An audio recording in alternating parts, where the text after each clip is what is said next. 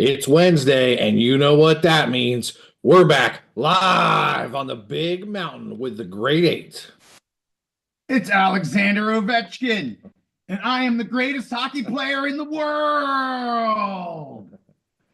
Okay, no, really, it's JY. That was lame. But JY is really excited because Alexander Ovechkin, Steve, became the greatest hockey player in the world. Yes, who set the most goals record. What is it, 895 or something? 895. 895. Passed the great one and is now the GOAT of goal scoring in the NHL. I know everybody has their favorites. Mine, of course, is Alexander Ovechkin. And this is vintage Ovechkin jersey. Here, I'll just show everybody. Look, can you see it? Yep. Vintage. Back when he pre-captaincy. This is old school because I'm too damn cheap to buy a whole bunch of new jerseys. And so anyway, yes. So I'm living large. My son and I are going to the game on Sunday. Very cool. We were just a smidgen off of being able to see it, but that's okay. I still get to see the Great Eight. Now greatness in action. Yeah. Well, you may end up seeing his last goal of the season, whatever the record ends up being for this. I'm hoping maybe we get to see 900. That'd be pretty cool. Pretty freaking cool. Yeah, that'd be pretty cool. They play 2 games before that game. So, the way he's scoring, we might see 900. But anyway, irregardless, that's not a word. Regardless, I'm going to get to see him play, hopefully, unless he sits, which I think hopefully is very unlikely.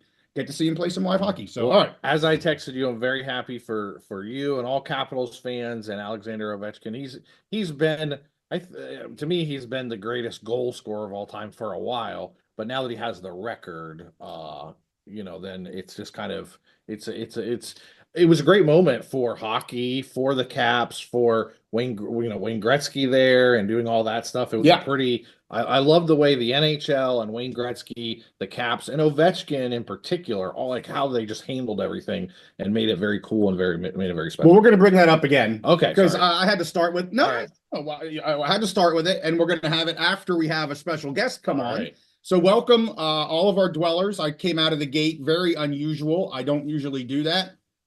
We usually say hi to everybody. So let's say hi to who's in here. We got JEH Squeeze Money back in the house live. Good to have him. I know he's been busy. Steven, Jason, who else we got? Bill, that college football guy. Drop a line in the chat. Say hello. We are going to get right to it.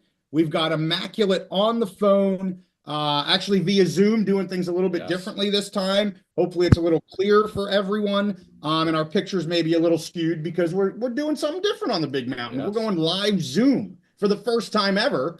And from what I understand, it sounds good. And we don't look quite as good, but it's tough to look good all the time. It is. So we're going for sound in this episode. So with that, hey, we're going to bring on Immaculate. We want to talk about the hearing on Monday. Kind of the fallout from that. I have some questions.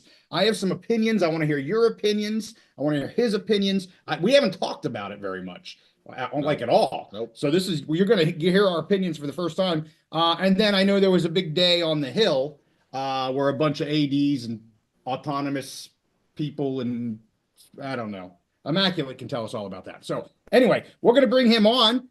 Immaculate, great for you to come back on the big mountain. So glad you were willing to do this again. I know we were kind of hoping the next time we talked was going to be settlement would be finalized. Yes, a finalized settlement was going to happen, but we still have to wait a little bit longer for that. But hey, thanks for joining us again. Absolutely. And I can tell you guys right now, you look great on YouTube. So good job to your producer there. I'm giving you some direct feedback. Thank you. We're YouTube beautiful. He's working overtime to make us look this good. Sounds good. And yeah, we didn't get a final ending, I guess you could say, to the House situation, but it's starting to parallel the preliminary approval situation that happened. And as far as what happened on the Hill, your guess is as good as mine. They kept it pretty hush so far. Yeah, hopefully we'll get some more news on that. Let's start with, I definitely want to hear where you're at with some of the congressional stuff that did come up in the hearing. And you know what? I got to get off my my phone real quick. Okay. Because I see where. Oh, I'm not. Wait a minute. Sorry, Mike. Give me 1 second. You're good. My daughter's home from dance class, which means she's burning all of my Wi-Fi, and then people can't see live shows. But anyway, So I want to get into the hearing first, and then of course, maybe we'll get a little bit more into the congressional stuff that's happening. So a couple topics that I want to hit, and then please, you guys, have at it with whatever you want to bring up as well. One of them, focusing a little bit on roster limits. And again, I didn't hear the discussion. This is from different reporters. Dellinger did a lot. I saw a USA article. I can't remember all the other reporters that I was reading up on, but I tried to, not just rely on one person. But roster limits was one item. Another one was really concerned about kind of the future athletes that aren't, the judge was concerned about the future athletes that are not in the NCAA right now. I think she talked about a 10-year-old, whatever. Yeah. Whatchamacallit. Lacrosse player. Yeah, anybody. Yeah. And then, of course, we'll get to the congressional action. So I want to start with the roster limits, because to me, I thought this one was interesting, and I thought she actually brought up some good points. One of them had to do with grandfathering in current athletes and current scholarship players. Another one was kind of that phasing in of roster limits. So Judge Wilkins said, it is not that, in terms of the grandfathering piece, she said it's really not that many people, and it's really not that much money. The defendant attorney here, which is the NCAA, said that roster limits are a part of the settlement and were not reached arbitrarily. He said that this would affect a small number of folks rather than hundreds of thousands covered by the settlement. And then, of course, she talked about looking at kind of phasing in the roster limits, not going from where we are today down dramatically in 1 year. And I don't think she necessarily defined what the phasing was. So I'll throw it to you first, Immaculate. What were your thoughts kind of on the discussions and what you were able to read up on in terms of both the grandfathering in of current scholarship players, and then also, maybe phasing in these lower roster limits? Well, if I could wrap it up in one word, I think the one word would be confusion. I'm actually confused by it. At one point, she made it very clear that this is nothing to do with Title IX. That Title IX has nothing to do with this. Yet if one looks at Title IX and what Title IX says, it's all about protecting opportunities. And that's exactly what it sounds like she's trying to do. Mm. She's trying to protect roster spots so that kids aren't getting cut. And she's worried about future kids getting grandfathered in, which the way I understood this whole settlement is it's paying out for past NIL value.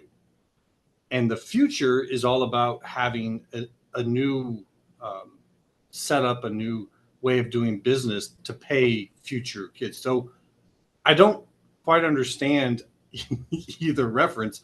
Now, I'm not a legal expert, so I'm not trying to be like, well, it doesn't make sense. I'm sure it does.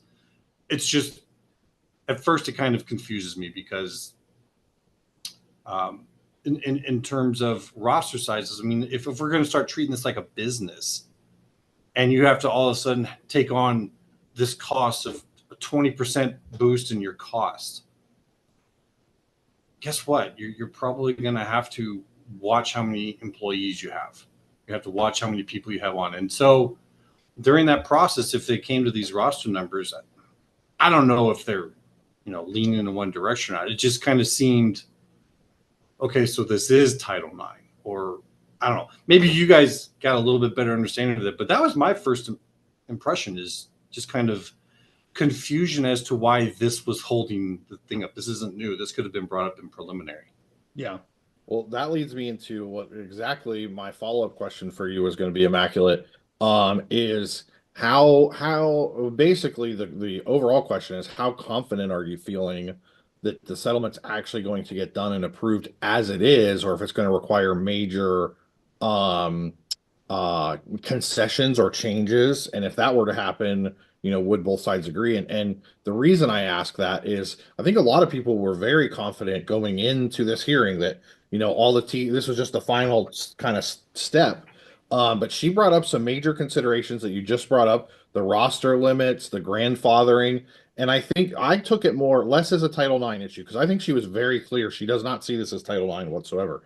But the future party considerations, basically those future athletes don't have a seat at the table in this settlement, but the NCAA is looking to set a framework of rules that are supposed to go out 10 years, basically. That this framework will last 10 years. We know NCAA athletes, there could be 7-year-olds right now that would be affected by this. They can start college sports at age 17, or at least sign agreements to play at a certain school. So she seemed to have some definitely seemed to be hung up on the future players consideration, and do they have a seat at the table? And at one point, one of the NCAA lawyer responded and said, this is a huge part of the settlement, is setting up this framework over the next 10 years. And if we're not going to do that, if we don't get that certainty, I think he used certainty a bunch of times over the next 10 years, then we don't have a deal. Like maybe we don't want to participate in this deal. So Immaculate, has anything changed in your confidence level? I think I'm just, you and I go back and forth on Twitter. I'm usually more pessimistic than you on both the court case and the legislation piece. Do you feel as confident now today as you did before the hearing, as far as if the settlement is going to get approved? Well, if we're the spectrum, I actually think I got pulled in your direction a little bit. I get maybe why in preliminary, you're having your debates and your objections, and this is what we need you to work on, and you get that done. And then to do it again in final, it's like, okay, these are the two things that really held you up, that they were part of the deal then too. So who in the objectors really got to her? Or is she just trying to look, like, hey, I didn't just streamline this through? I don't know. She's essentially the authority. She did Alston. She did O'Bannon. Yep. If there's ever been a time when that term should be used for one person, it's this right here. So, and her decision, I'm sorry to interrupt you, but no, go ahead. Decision was upheld by the U.S. Supreme Court. So she, like you said, she is the subject matter authority.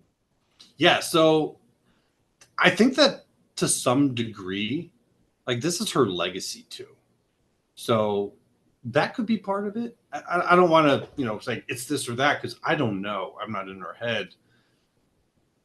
But it's got me wondering a little bit, because as you're saying, from all reports of it, they were a little thrown off by not necessarily that it got held up, by what held it up. And you even had the attorney for the plaintiffs, one of them, Berman, really kind of freaking out about this. As you alluded to earlier, actually saying, if we don't get this passed, Congress could pass something and then this whole thing goes away. So I know we've gone back and forth on that, and I'm just, a guy on the internet, but that guy is dialed in, and for him to say that makes me wonder too. Yeah, I mean, it's interesting. You bring up the connection between the grandfathering and the phasing in of the roster limits and kind of the Title IX, right? The opportunity, the protection, however you want to, like, on the surface, I look at the grandfathering and I say, well, that, again, putting Title IX aside, which she said this isn't a Title IX case. Yeah. So I'm like, okay, not a Title IX case. I'm going to listen to her on that. And then I say, well, the grandfathering to me makes complete sense. Like, but maybe I'm being too nice, which is not often said about me. But like, a kid in scholarship players right now,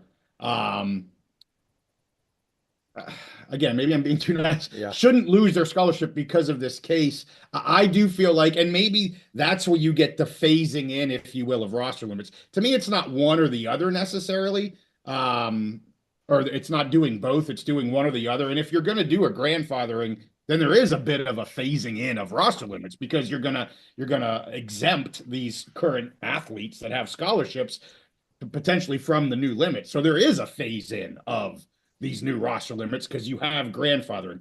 Not being in the courtroom, I'm not sure if she was talking about them in together, or if she literally meant, I want grandfathering and I want you to look at, the phasing of roster limits. I'm not 100% sure where she was coming at with that. I'm not sure that she used the grandfathering term. I think she said phasing in, and then other people on Twitter were like, yeah, we've been talking about grandfathering. Okay. What's your take on that, Immaculate? That's a part of that too. I think you make a good point, is that I don't think any one of us three watched this thing live, and we're taking kind of secondhand reporting from some reporters talking about this, and some of those are just reporting on what other reporters had to say. So yeah, we could be losing a little bit in translation, so to speak. But just the generalness of it, of like, I get the feelings of it and the one to desire, but she said herself, this is not a Title IX case, which means this is not a case about opportunities. Right. That's if there's one word to define Title IX, it's opportunities. And so I don't honestly quite know exactly how to diagnose that. Like I said, this just might be a legacy move, right? Like, she needed to find something else in there to hold it up a little bit, make them work a little bit more in there, using the opportunity. And maybe that's all this really is. We'll find out. True. Well, let's talk a little bit more then about, Steve had brought it up, kind of that future athlete piece. It definitely seemed to get in the reporting. This was one she was really focusing on. And I just, a couple notes I have here. The settlement incorporates binding athletes, again, that aren't even in college yet. And the settlement is for a 10-year deal. During the discussions, the judge and attorneys discussed, possibly excluding athletes from the settlement and creating what was reported to be this new class every year. So every, year one is class one, year two is class two. That seems like an administrative nightmare, and I'm not sure who's going to look at that. But anyway, I guess that was kind of a shooting from the hip idea that they were talking about in the courtroom. But as Steve, you pointed out, the NCAA attorneys, like, this is all about stability. Like, this settlement is it's not a one-legged stool. Like, we've settled with all these different things, and this piece is about 10 years of stability for the NCAA and its members. And without that, there would not be a deal per the NCAA attorney. And that makes total sense. Like, they need stability. That's why they're even, frankly, at the table, I would think. Like, help us get to a new reality. And we'll get into some of the congressional pieces that maybe are needed to help form that as well. But I mean, what are your thoughts there in terms of, they're clearly paying off the wrongs of the past. That's this, what is it, millions, billions, whatever the heck it is, this huge number of past athletes. So paying off the wrongs, but they're also looking for stability into the future, thus this 10-year kind of look ahead. What are your thoughts on that, Immaculate? Yeah, I just encourage what you just said. I think the past number is 2.8 billion. That's what I was thinking. That. Okay. Yep. Thank you. 2.8 billion. And the future to me is, I was under the impression that this is about them being able to sign kids to NIL contracts. This is where you sign a contract for a certain amount, you're getting paid for your value. Whereas in the past, there's certain people like Livy Dunn who are not going to get paid their value. I've referred to as a unicorn. Like, you're just too big. You're not going to get your value in a class action suit. You may have to do that afterwards on your own. Right. So it's kind of just generalizing everyone in the past. In the future, these kids are going to be able to get a little bit more of their value. But if you're going to hold these athletic departments accountable to 20 to 22% of their revenue going towards this, you have to allow them to control how many they're paying that to. Like they have to run it like a business. That's what you're expecting them to do. So you wouldn't go to a company, a corporation, say, you can't go below this number of employees. So it's kind of wanting to have your cake and eat it too a bit. But hey, when you're the sole authority in the moment, I guess you can have your cake and eat it too if you decide you want to. So yeah, I just think I think it's largely agreed upon. They'll make some small changes in that regard to, make it look like she got this done. Yeah. And they'll probably go forward. So Immaculate, well, first, I love following you on Twitter with this stuff. Because even when you and I have different perspectives on something, just the way you dig into it and the analysis and how all the different parts work together. I think something you and I agree upon is the settlement. I have my problems with the settlement. I would say my problem with it is they're trying to use a settlement of past grievances to create a framework for the future, and where I think you and I both agree that even if the settlement goes through, Congress I know we're going to get to that topic here soon. Go for it. But Congress is going to have to step in, whether it's an antitrust exemption and other legislation, whatever. So, and both of those things are kind of going on at one time with the hearings and all that. And I was following your Twitter, and you were basically taking things that were said in the courtroom and highlighting those. Okay, how are those going to affect the possible legislation? There was a couple things that you highlighted. So do you want to just kind of talk about that? Let's just assume the settlement, maybe there's some changes, but we move forward with a settlement. How do you think this is going to play out, transitioning from, okay, a settlement creates a framework, but now we need Congress to step in and actually add some power, some strength to solidify it? Do you those are kind of happening at the same time? Do you see them playing off each other? Yeah, and I actually think I was a little bit wrong in the past. I thought that they were playing maybe in coordination, but I think maybe the A4 knew that this wasn't going to pass right away. And so today, instead of having a victory, and I'm using air quotes here, you can't see, a victory to show forth to there at Congress today, they have an unknown. They had worry. They had actual people who were there voicing concern.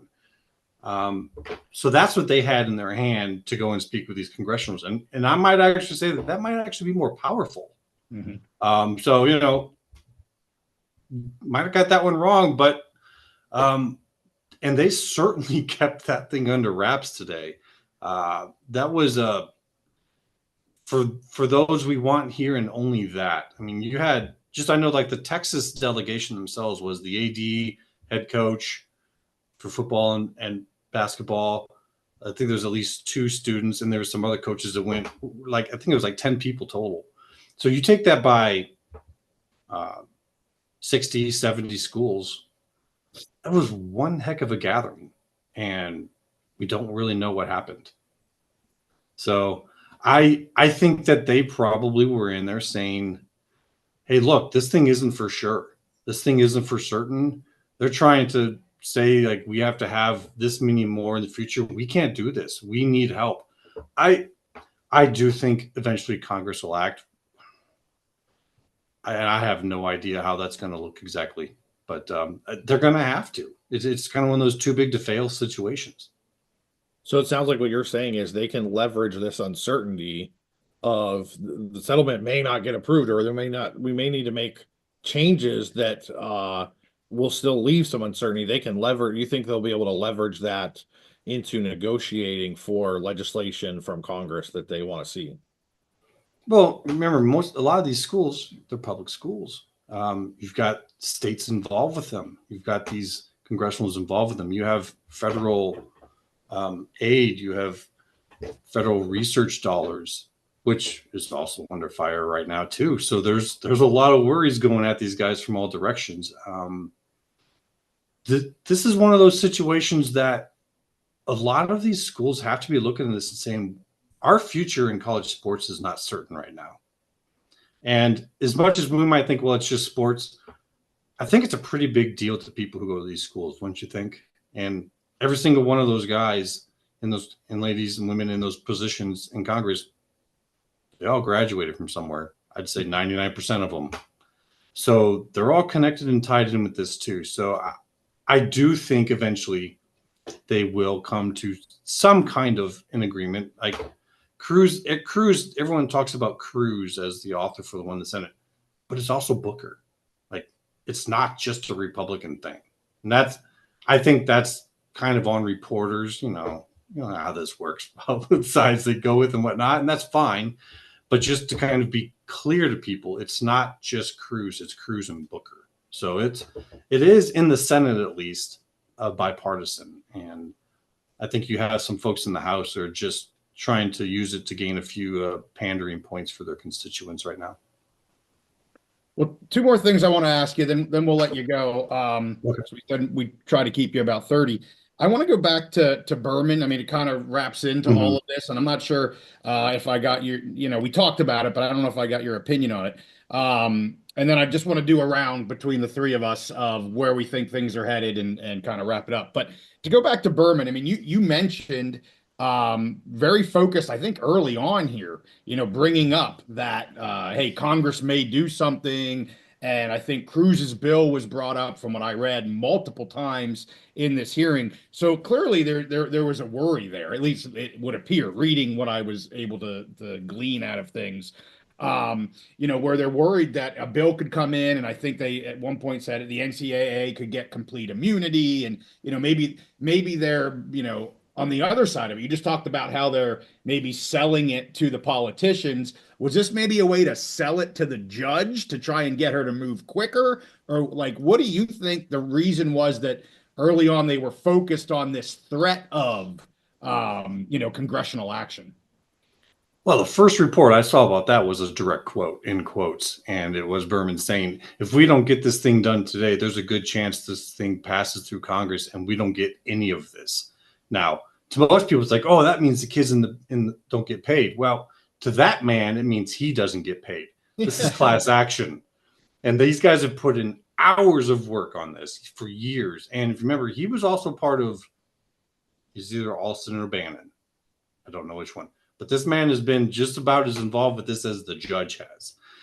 And we're just, we're some guys just out here talking about it. We can have differences of opinion on what we think Congress is going to do. But when that man says he's worried that Congress might pass something before this gets finalized, which, how long did it take the preliminary? A month? So he's kind of saying that there's a chance, at least, people could take seriously, that Congress could pass something in the next month. I don't know if that's true or not. Right. But that man certainly believes there's a chance, and that he might not get paid because of it. Or at least he thinks there's enough of a threat that he can use it. Right. Or but she shut that down pretty quick, I guess. It was kind of like a, what does that have to do with me thing? Yes. Yeah. So, Right. But it was interesting that it was a talking point that apparently came up throughout the hearing. I don't know if it was brought up by some of the other people that were speaking, the objectors, or how it came up. But again, they said it came up multiple times. And I think really I took it as he's saying that because a class action lawsuit like this is where this is how all the small people, all the little people band together to get something. And this is the way they're going to get something. If we go to the legislation route, all these small people over the last 20 something years, the swimmers, the gymnasts, the divers, whatever, they may not get diddly squats. Sure. Because the legislation is going to be focused on, football and basketball that make all the money. Right. This class action suit is where we can take care of the small people. And if we don't do that now, they may never get taken care of. Right.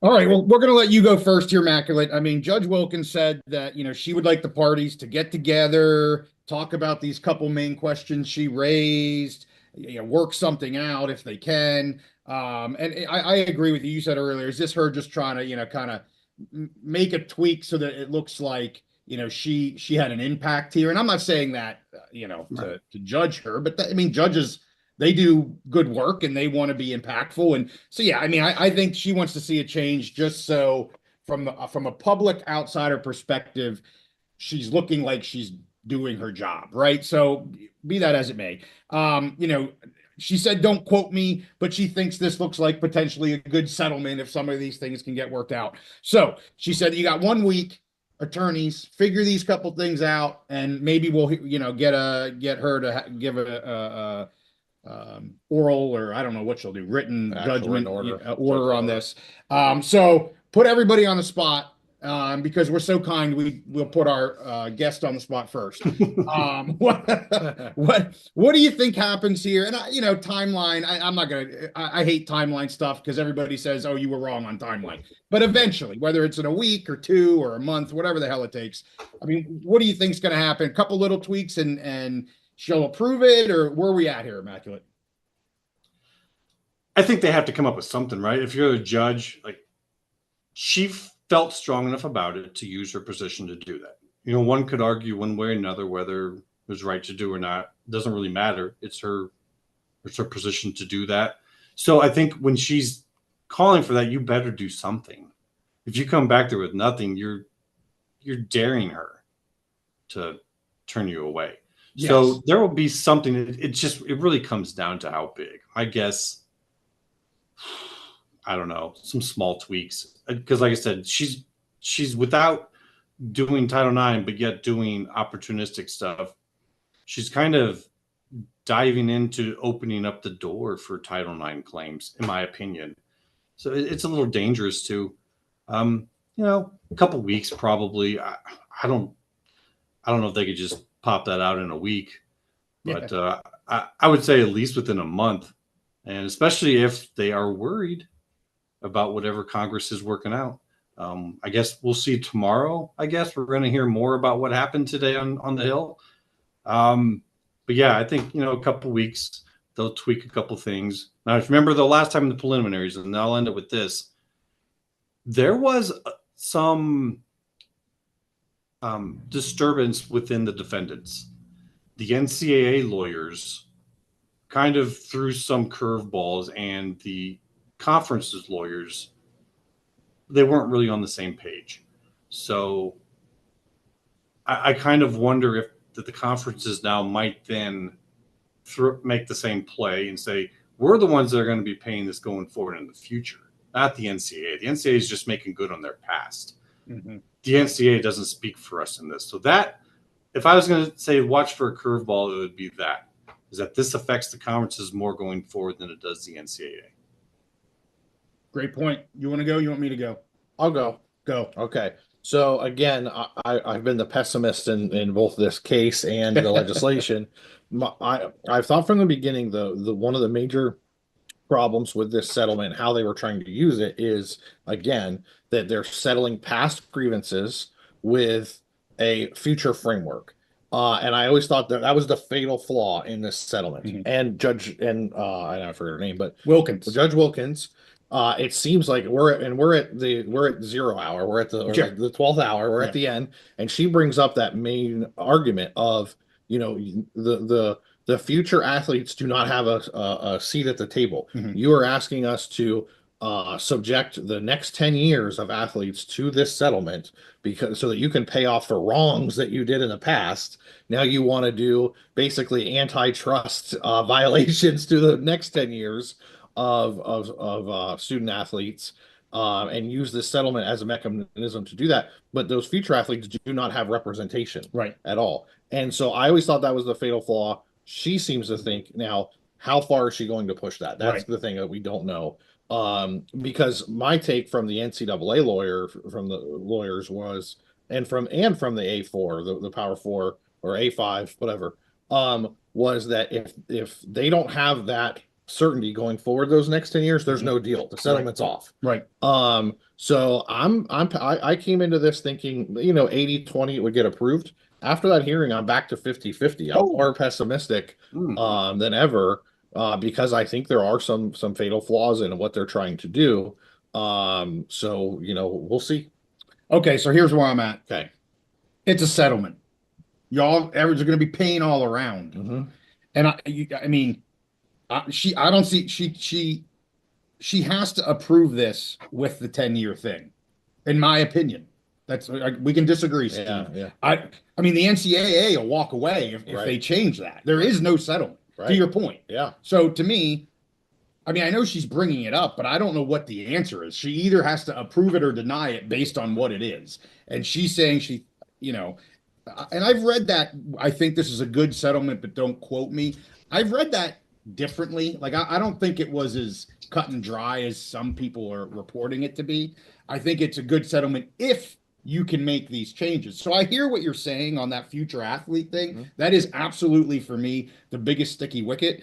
I think she'll get there, because I think, again, you're at the final hour. Like, the settlement's made, the NCAA and the A5, they got to get something out of this. That's what they're getting. It's a settlement. Yeah. So personally, I get what you're saying. I get the antitrust. I hear everything you said, Steve. Mm-hmm. But I'm not as pessimistic as you that there's still going to be a settlement. And I think they'll twinkle with the the grandfathering in type of thing. I'm not sure if they're going to, whether they're going to call it phasing in or grandfathering in of the current athlete. I don't know what they're going to do. They'll tweak that a little bit, and she'll be okay with that, I think. So I'm an easy 80-20. This sucker goes. Can I poo-poo on you a little? I expect you to. Okay. So the reason why one of the reasons I'm more pessimistic. So we talked about it. She had the O'Bannon case. She had the Alston case. Alston was upheld. That was an antitrust case. And so is this. And she's been clear. It's not a Title IX case. This is an antitrust case. And she had it upheld. She knows what she needs to do to basically, she knows what the Supreme Court's gonna allow. Exactly. Yeah. And the problem with this case, if she allows it, all it takes is next year, one new student, athlete who's not represented to sue, and this entire settlement could be easily overturned or put on hold or nullified because it is an antitrust. There's no remedy in it for those antitrust problems for future students. So I think that's why she's trying to have them fix it, because she believes this is a major part of it, of the settlement actually lasting and not being overturned. This needs to be done. I think she wants this change to be done, but I think the problem is the plaintiffs are not going to, they're going to say no. Well, that's where I'm at. I'm with the plaintiffs, which is where I'm usually at. Right. And you and Immaculate are smarter with these two things than I am. Well, it's not so. I want to give Immaculate the final word. Okay. He heard what we had to say, and I want to see if he has any comments on our two opinions. Immaculate, like you, loves when I poo-poo on things. Okay, all right. Any final comments, Immaculate? I think Steve got me down to 70-30. Okay, all right. I think I wish I could go higher than that. I've been much higher than that. I think I was higher than 80-20. I was pretty much like 90-10 or more. Yeah. And it just kind of seems like, how does one say that this isn't Title IX, yet dive into things that are Title IX?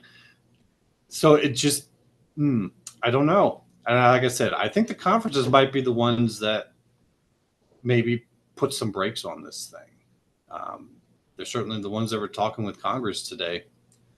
So we'll see. Yeah, I think you guys got good points. I think largely she does want to get it done. I think largely they want to get it done. There's over 300,000 plaintiffs in this thing that are for it. The objectors have obviously done a pretty good job of making her think about the future. So well done to the advocates on that side of things. They got her thinking, and that's their job. But we got multiple vectors to follow on this thing. So, and if it doesn't happen, I'm not saying because she says no. I mean, maybe because something outside of this happens. So we'll see. But 70-30 for now. Perfect. Hey, we appreciate you coming back on. I know we were hoping for a finalization, but next time we have you on, hopefully not too far from now, we'll have at least a finalization of this. We'll have a lot to talk about one way or the other. One of us can gloat. I'm at 80-20. Steve's at 50-50, Mr. Pessimist. But anyway, hey, thanks so much for joining us again, Immaculate. Appreciate it, guys. Always fun chatting with you, and look forward to doing it again. Sounds good. Thank you. I'm going to give him Take this. care, guys. I need a button that claps. Yeah. Clap, clap, clap, clap. I'll do a legit clap. I got to tell our audience, and there's always this like battle between college football insiders on Twitter and whatever, like, oh, you have to agree with this person, and that means you don't like this other person, whatever. I think all that stuff is dumb. But if you need to be following Immaculate on Twitter. The guy is, and he doesn't claim to be an insider. He's just a regular guy who follows all of this closely. Right. And I love his, even when he and I don't agree on something 100%, I love his perspective and the way he follows everything. And no issue is cut and dry. There's so many, and he talked about vectors. It's a great word, because there are so many vectors with this, between the different plaintiffs, the different sides in the court case, on the political side, the states. We've talked about how the different states are creating laws and things. It's such a big, complicated issue, and so you got to be following Immaculate on Twitter X if you want to stay plugged into that. And he says he's definitely not an insider. Well, but to your point, you've got to be able look at how everything's connected. Look at different angles. Yes. You look at how things can be connected, and when you read articles, and I know Immaculate, reads a lot of different articles on these types of things, and he's able to see those connections that I miss because I'm not reading them as closely. And that's why, again, to your point, that's why I like to have the discussion with him. I like to follow him on X as well, because, he's pointing out things where I'm reading two articles as two separate articles, and they were both great, Yes. and make it 10 different articles. I mean, I'm making it simple, 10 different articles, and he's able to connect dots where I'm just going, holy crap, that's pretty solid stuff. Yes, and there were some examples of that during the hearing. Yeah, where he was connecting that stuff to what's going on with the Congressional or what they Yes. might want to accomplish there. Yeah, Where I was like, oh yeah, good point. yeah, We had a comment, Stratus Bowl. yes. What do you think about the judge saying that schools can be kicked out of the NCAA if the states don't repeal laws that give immunity to NCAA punishment? I thought it was a hugely important point by the judge, and she's 100% correct. And that, again, how much I love to beat on the NCAA. It's another fatal flaw of the NCAA is they are an all-volunteer organization. They're an association of schools that are coming together to create rules. Some would call it colluding to create antitrust violations. But the problem is that that's this Brett Kavanaugh, the Supreme Court Justice, has basically said they're walking. You haven't brought him up for a while. Yeah, I like beers. I like beers. Yes. Has basically said, well, that's what they are, and that's the issue is these states are making different laws. Any of these schools can leave the NCAA at any point. One of the fatal flaws of the organization, and one of the reasons I think the ultimate remedy, if we're going to fix, is they need to have legislation. Now, I'm pessimistic that they will pass legislation, Sure, right. but they need congressional action, federal action to create something that actually is approved and has substance and merit to it that isn't just a colluding association of schools. Well, throw in the chat, Immaculate gave his. You talked him down to a 70-30. Yeah. I'm in an 80-20 still. I just think I'm on the side, and Immaculate said it there at the end, that I just feel like she has to do something. You're on the legal side of, no, she doesn't. What she has to do is follow the law. Yes. So, Steve's 50-50, I'm 80-20, Immaculate 70-30. Throw in the chat where you guys are at on this. First number is, you think it's going to pass. Second number is you don't think it's going to pass. I'd love to know where some of our dwellers are at. We've got a bunch on here. Going to say hi to some people here real quick. Where was I at here? We got Matt is on, Brad, Tanner's been on for many weeks now. Good to have you, sir. Jason, go Lobos. Immaculate audio sounds great. He has a really good microphone. Yes, he does. And yes, he sounded fantastic. Yes. I gotta ask him what microphone he has. We have to get every so often we gotta upgrade our tech. I wonder if he has one of those where you like rub your face on it. I don't want to know. All right, Steven's in here. He's commenting that confusion would be an understatement. That was one of I think that was the first thing that Immaculate had said when we started talking, just confusion, with the Title IX stuff and everything else. Clint thinks Immaculate's looking pretty good. Sounding good? Well, we had his logo up, which I said I think it's one of the best logos. That's true. Avatar, whatever. Immaculate's actually a wolf. Yeah. But yes, I agree. Fantastic logo. I put some purple on there. I thought I made it look pretty nice. Yeah. Anyway, whatever. Sac State Baby says Aaron Sargent in the house. Big Mountain Discord server. That's right. We brought that up a little bit ago. We have it ready to go. We just haven't made it live yet. Yeah. So we're working on it, Sargent. And I would say we're thinking about making it part of something bigger, maybe some kind of an insider group or whatever. I'm in a Discord. JY is hesitant. He's a late adopter to various technology platforms. So if we do it, it might just be me in there, but I'll try and drag JY into the Discord. So if people could see our setup right now, we're using 3 computers in order to do this live show right now. But we whatever it takes, man, whatever it takes. JY finally got on Twitter about 15 years after it was created. I got on because of this show. That's why I got on. Genetics mentions the Mountain West media value. I have an episode coming out tomorrow on the Mountain West. Sorry, Steve, I already recorded it. It's really short. All right. Really short, but I talk about basketball, I talk about non-football members they may be looking at, and I talk about media rights and the target they may be looking at for media rights. So all the Mountain West fans out there, or anybody that's interested in that, appreciate Genetics bringing that up. I do have a short episode that'll drop tomorrow. R. Vegas is in the house. He's checking in. It's always better late than never. Just don't be never. Genetics says Heather D had a good article about the visit today, so we'll have to check out what he's able to post on that. Heather Dinesh, I think she's ESPN yes, now. The ESPN, yes. Steven, odds Pac-12 finishes the media deal and add Texas State by the end of April. All right, Steve, what do you think? So Steve A, what happened to it? There it is. Steve A, odds the Pac-12 finishes the media deal.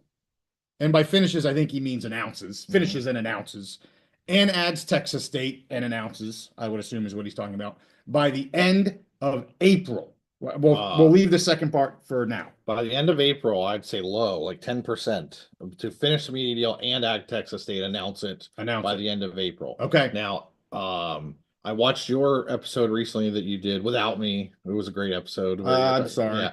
And I watched Bill, that college football guy. I think he's on. He did an episode about the media deal.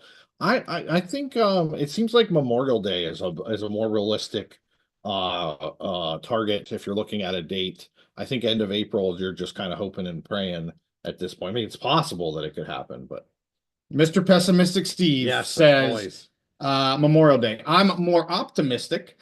And this is JY. I am no insiders. Nobody throws shade at me for this. I'm not saying it's going to happen by this date. This is for fun on a live show with Steve A. We're answering a dweller question.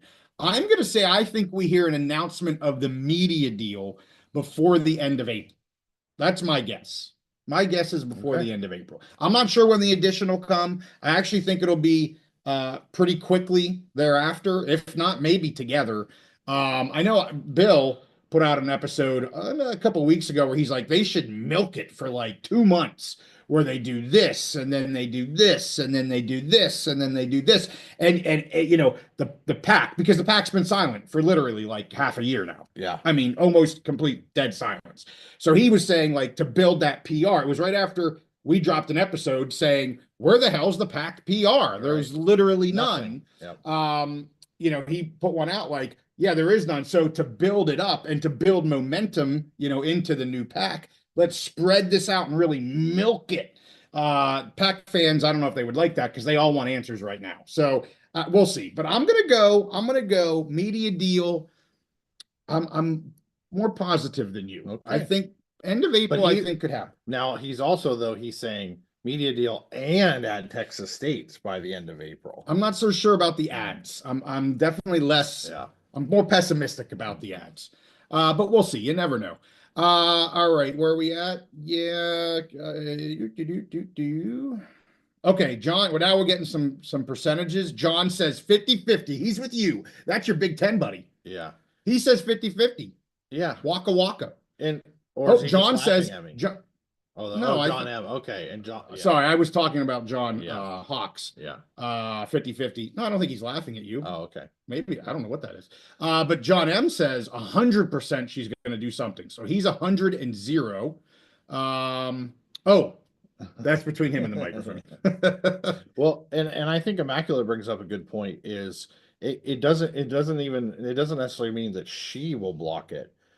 She may just keep insisting on some changes, and the A5 P4 commissioners might just say, you know what, we don't want to make changes. We're just going to walk. It could be them walking away, where I include that in the 50-50. Right. Yeah, for sure.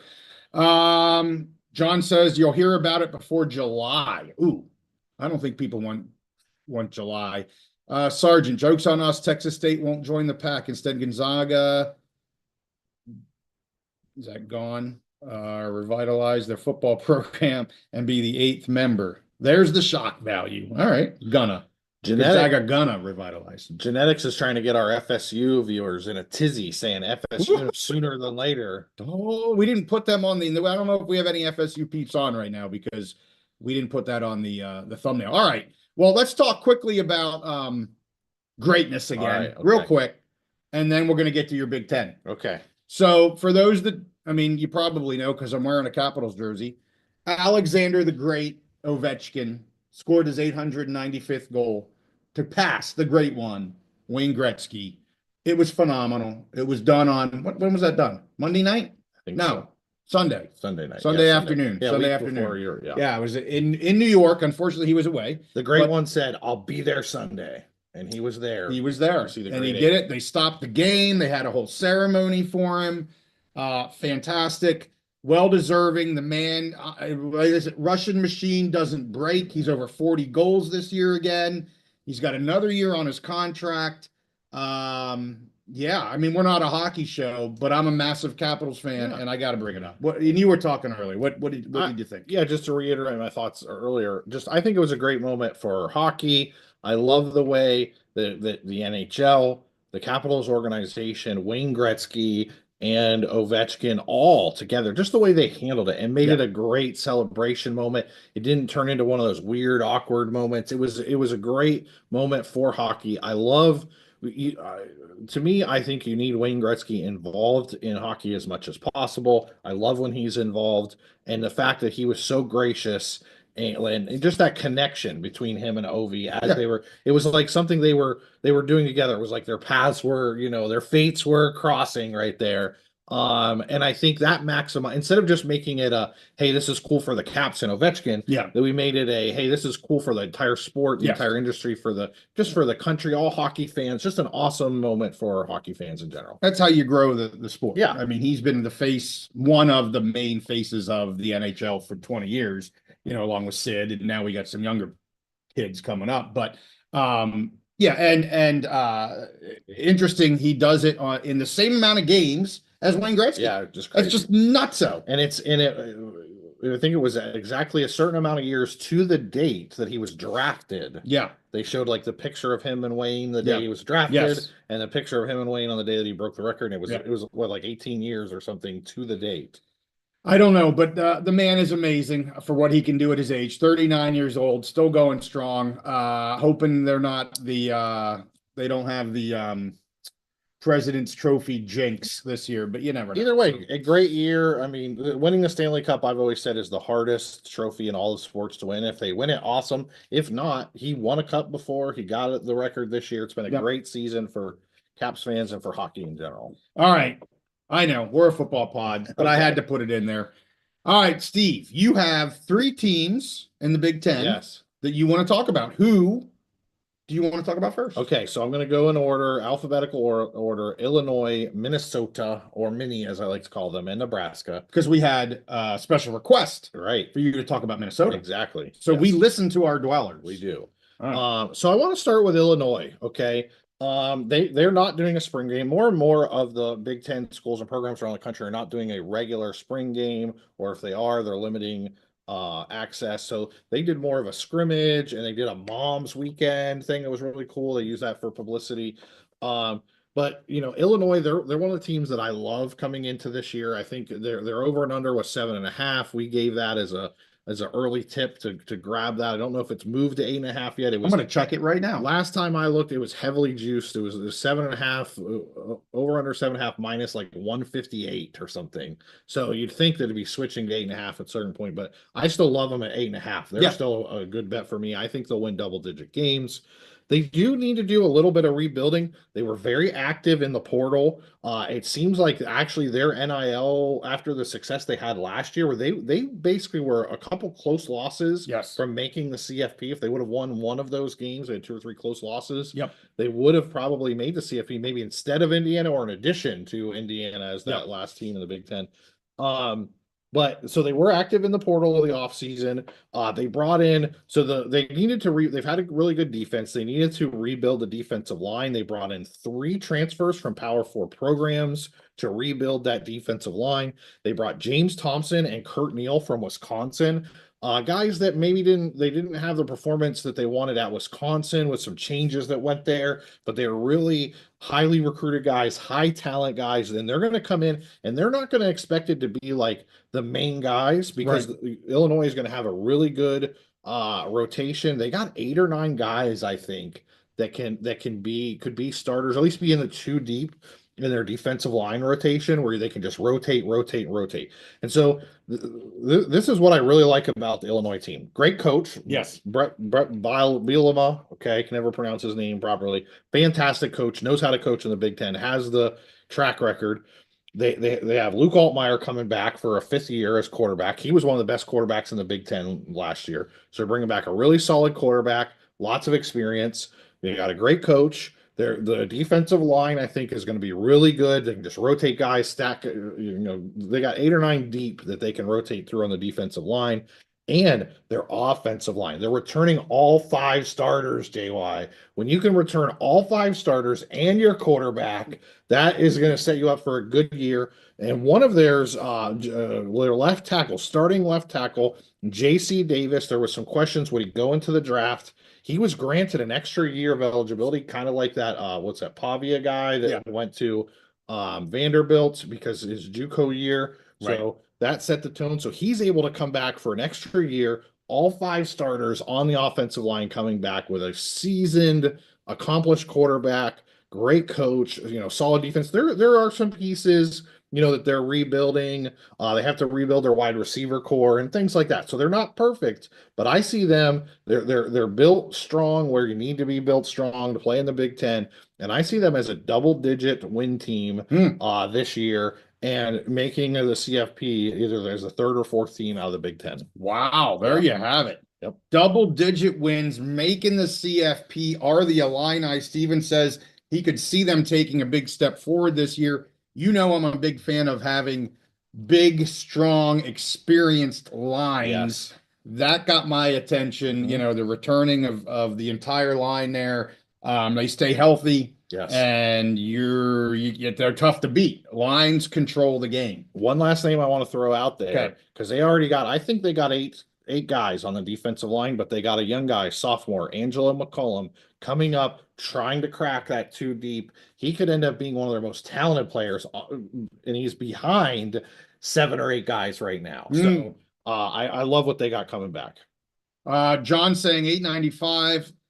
Think about that for a second. Who would ever thought that would have fallen? Even Ovechkin. Yeah. He was being humble back in the day, but he's like, nobody's going to ever get that. And yeah. Honestly, until about, 3 or 4 years ago, I don't know if anybody really thought it was gettable, but he just keeps right on going. I don't think anybody will ever get the points record. The points and assist record. Stupid. Yeah. Stupid. Yeah. David Jurgensen's in the house just in time for some Nebraska. Big Red. Go Big Red. Big Red coming up. He's just in time for the Big Ten talk. We flipped it around a little bit. We usually start with Big Ten. We're going to end with Big Ten because I had to get Immaculate on here first. And Brad is the one that asked us for the Minnesota Golden Gophers. Yes. He says, thank you. Yeah, Brad. Let's get into it. Let's go. All right. So they're the next team. So the first player I want to talk about, because he's a local guy here, played at Shippensburg High School. Defensive line, Anthony Smith. Penn State and Minnesota fought over. He was a highly coveted recruit. Minnesota got him. He's coming back. I think he's set up for an all Big Ten year, possibly all-American type year. Okay. He's coming back. He's back at practice. He was injured. He missed some spring practice, which, for your stars, your veteran guys, no big deal. But he was back at practice this last week. I think he's poised for a massive, massive year. He will be one of the stars in the Big Ten. Defensive lineman Anthony Smith. I watched him in person. Well, you did too, I'm sure. Against Shippensburg. Probably. Shippensburg against our home team. Yeah. And he's doing great things for Minnesota, and I think he's going to have a big year this year. So I've been watching the quarterback battle with Minnesota. Okay. So freshman Drake Lindsey, PJ Fleck, he's not going to name a starter. He's got a bunch of guys battling, whatever. He's not going to name a starter, but I'll name a starter. Okay, and I want to ask you about that. Okay. You get through Minnie, I want to ask you about not naming a starter. Okay. So I will name the starter. Drake Lindsey is going to be the starter. So far he's looked good. I mean, I went to like 3 or 4 different beat reporters from different sites. I wanted to make sure that, I wasn't just hearing it from one person who maybe just has an eye on this guy, but every report I hear is this dude, he's natural leader. He's got a cannon for an arm. He's in his freshman. Pinpoint accuracy, just got on campus, I think in January. Okay. Pinpoint accuracy, just painting the corners. dropping dimes and buckets. I mean, all those euphemisms that we like to use. Keep him going. Yeah, he's got a cannon for an arm, a natural leader. Looks like the real deal. I think he will be the starter. Now, could he have some growing pains this year, like we saw with Dylan Raiola last year? Yeah, absolutely. But it looks like he's got this bull by the horns, and I'm telling you, I think he will be the starter, barring an injury, week 1. And that sounds exciting. Yeah, a freshman. I mean, that's exactly what PJ Fleck needs there. They need to get some excitement. They had a better than expectation season last year. But I think they need to get some buzz, and they got to get some excitement. And that's exactly how you do it. You get a freshman star quarterback to be successful. And I think that's what they have on their hands this year. Okay. At running back, they brought in Washington transfer Cam Davis. He did not, I don't think he played anywhere last year. I'm not sure if he was hurt or whatever, but 2 years ago for Washington, for the Huskies, he was an absolute beast. Okay. It sounds like from the practice reports, he's getting lots of carries, lots of reps. Looks like that workhorse back. Now they're not doing full contact yet, so you can't tell with the running back, but from what I know of him at Washington to now, what he's doing, I expect him to be the beast. And Minnesota loves to have that. They like to have that workhorse back. And I think he will be that for Minnesota this year. Okay. It really sounds like, and I looked at two or three different places, the offensive line is a work in progress. Okay. Which it's spring. That's okay. They're in a completely different situation than Illinois. I don't expect many to compete for the Big Ten title this year, or even a playoff spot, but I think they'll have a very good season, but they need to get their offensive line kind of worked out. Right now, they're not even like sure on starters. They're more trying to just get that 2 deep, build some depth. It's going to be a lot of working pieces, which is fine. There's nothing wrong with that in spring ball. But that is one area that they are going to have to work on between now and the fall. Because in the fall, you need to figure out who your best 5 is together. And they will need to do that if they're going to protect a freshman quarterback and make some holes for a guy like Cam Davis, who I think could be a beast there. Yeah. Now, complete opposite on the defensive line. They got their starters entrenched. Anthony Smith, that we talked about, he can play inside out. He can move all around the defensive line. Devin, I think it's Esther or Eastern, and Jalen Logan Redding, also they're seniors. I think Anthony Smith might be a junior. But those 3 guys are going to start. For them, it's more about finding a 4th guy, getting some depth, getting some rotation pieces in, but their starting D line, I think, is going to be really good. Okay. Linebackers, they're figuring it out. Okay. They got some young guys they're figuring out, but there's something very interesting. So one of the best playmakers on the team for Minnesota is this guy, Coy Parrish. I don't know exactly how to say his name. Dude is a playmaker. He can play at really any of the positions in the secondary. They've been practicing him at wide receiver. And it kind of reminds me of the guy that was at Iowa a couple years ago, and he was just on the Eagles. Just as far as a playmaker, I have no idea. Yeah. Anyways, I don't like the Eagles. Yeah, I know. But, just a great playmaker. They're get him some reps at wide receiver. But what I think, I'm trying to read between the lines on the secondary. I would not be surprised. We saw Penn State. Jim Knowles basically said we're going to a 4-2-5 system. Only have 2 linebackers on the field and have 5 DBs. I would not be surprised if we see a lot of that from Minnesota, which would be a complete change, because they used to be ground and pound on offense and then big front 7 defense, whatever. I think we may see with their secondary, they have young linebackers that are still figuring it out. They got some talent on the defensive line. I think we may see them put a lot of 5 wide receivers on the field, or not 5 wide receivers, 5 DBs on the field. Whether that's like a normal nickel, or we see some kind of hybrid star, whatever you want to call it, role. I'm not exactly sure, but Coy Perch, I don't know the pronunciation, but he will be a star, I think, this year in the Big Ten, and they're going to use him all over the secondary, maybe at wide receiver. Dude is a playmaker. I think there's some exciting things this year for Minnesota. Again, I don't know if they can compete for the Big Ten title yet. I don't know if they can compete for a playoff spot, but I think they'll have a good season, be fun, exciting, and a lot to build on for the future. So Illinois still at 7.5. Get them while you can at -142. I think they were about there the last time we talked about it. Mini Steve, 6.5. -150. Yeah, that baby's ready to flip to the 7.5. Yeah, I would definitely take them over 6.5. I think they're probably about an 8-win team this next year. So 7.5, I probably would take too, but I'm not as huge on it. Okay. I see them as probably about an 8-win team this year. Okay. All right. So, I mean, you're paying minus 150. That again, for an over and over under win total, it's not going to get any worse higher than that. And as we get odds, if you want to call it that. As we get closer to the season, sometimes they offer alternative yes, which is great, especially for SEC Big Ten. Yes. All right, I want to go back to the naming a starter. Okay. Before you get to Nebraska, we're gonna hold DJ in suspense a little longer. We're gonna hold back on Big Red. We're gonna hold him back. So I've seen there was another one I was looking at today. I can't remember who I was reading up on today. But they were, not naming the starter. And, historically you'd be like, oh, that's because you want a good battle. You want both guys, or if it's three or whoever it is, you want them, especially in spring ball. You want them, getting the reps, getting the feel for the plays, all that kind of jazz.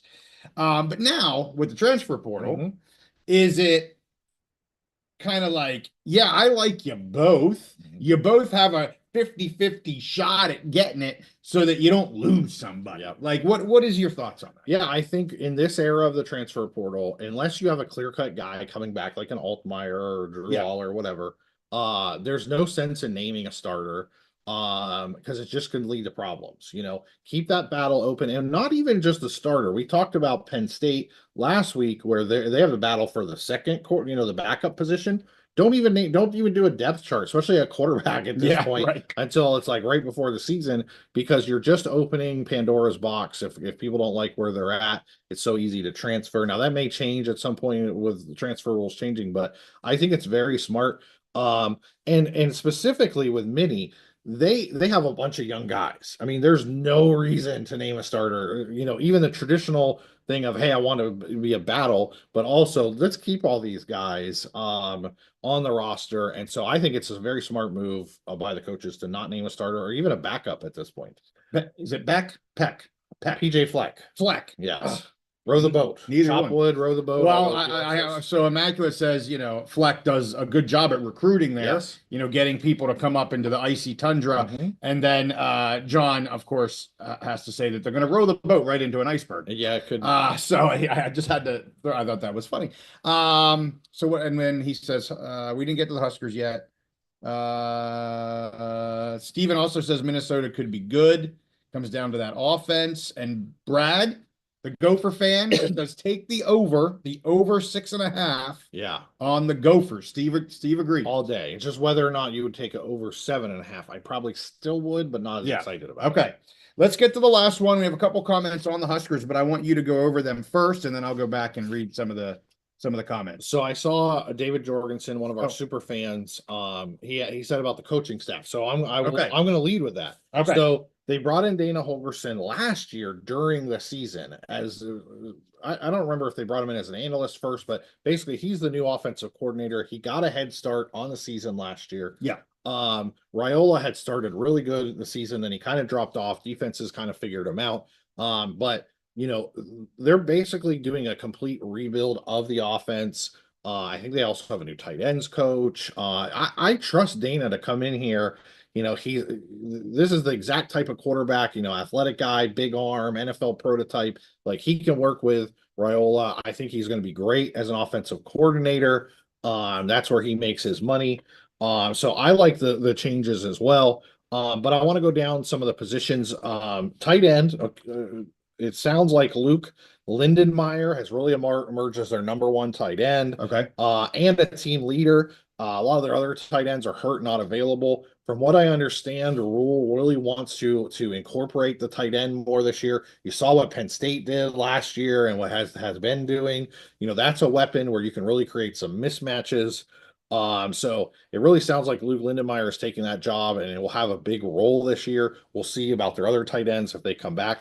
Offensive line, similar to what we talked about with Mini.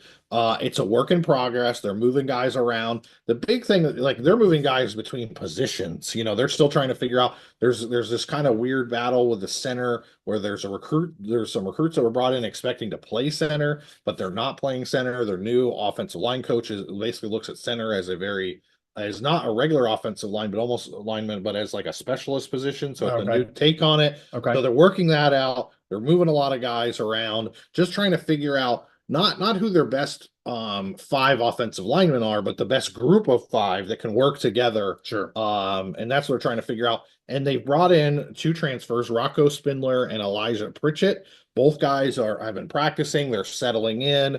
I think they'll be able to, I think they'll be ahead of the game, ahead of Mini where they are with their offensive line. I think they're already ahead of them. But it is still going to be a bit of a work in progress. And when you have a quarterback like Dylan Raiola, you want to have a good offensive line in front of him. So let's talk about the quarterback. The dude has really taken the next step this year. So far, it looks like, working hard over the offseason, been in the weight room, been a leader in the weight room, has kind of transformed his body. He was such a highly rated guy that just on natural talent at the high school level, he was so much better than everybody else. He maybe didn't need to work as hard, but he's transformed his body in the weight room, and he's really taken over the offseason, taken that role of being a team leader, which I think is very important there. And I'm sure the staff loves to see that. It really sounds like from the different reports I've read, the defense is ahead of the offense, which is not surprising for spring ball. Yeah. Defensive practices have been very intense where the offense is still trying to figure things out. The defense, they know who they are. They know what they are. They know what they want to be. Now they do need to improve. Last year, the secondary was not good, not very good at all. But they think that they're improving this year. Senior Deshaun Singleton seems to be the guy the coaches have the most confidence in. I think he can play safety or corner. But he just seems to be that guy in a secondary that's just leading the way, and I think will flash this year. But they need to get that entire unit back together. But it definitely seems like there's more confidence in the defense coming out of spring ball, where the offense is still trying to figure things out under a new offensive coordinator, rebuilding the offensive line, all of that. So I think they have the pieces in place. We talked about Matt Rule. We both like him as a coach, his track record. Dana Holgerson, to me, as a offensive coordinator, I think is fantastic there. They have one of the most talented quarterbacks in the country to work with. I think Satterfield, I believe they brought in as a tight end coach, and I think they're really going to try and incorporate the tight ends more into the offense, which I think is a great idea. So work in progress. But I see them just taking another step. I know people are waiting. They're like, oh, when are they going to compete for national championship? Again. I see their progress. There will just be another step forward this year. It might not be 5 steps forward, but just another step forward where we might be setting it up for the year after, wherein Dylan Raiola is in his 3rd year as a starter, where he really takes that next step and they're able to put all the pieces together. But I think they'll be a good team this year and take that next step, a little bit more progress, but it might be not enough. Maybe some of the fans will still be frustrated. All right, they're under win total on FanDuel 7.5. That's -122. So slight favorite there, over 7.5. DJ says he's got them at 8-4 or 9-3. Yeah, that's exactly where I would have them. I haven't done my whole season breakdown yet. I'll do that. July or August. We'll both do that. You'll do that for the Mountain West. I'll do it for the Big Ten. But I think right there, 8-4. If they don't win 8-4, I think if they don't win 8 games, I think it'd be a disappointment. I have a hard time seeing them win more than 9. I like that. 8-9. 8-9 range. All right. So Steve likes the over wins on Illinois. There wasn't going to be a betting show, but I just made it a betting show. The over wins for now on Illinois Mini and Nebraska for what you can get on FanDuel. And DJ says he likes the tight end coach. You mentioned him there at the end. Funny, they have an ex-starting quarterback now at tight end. Sounds like the team that I follow.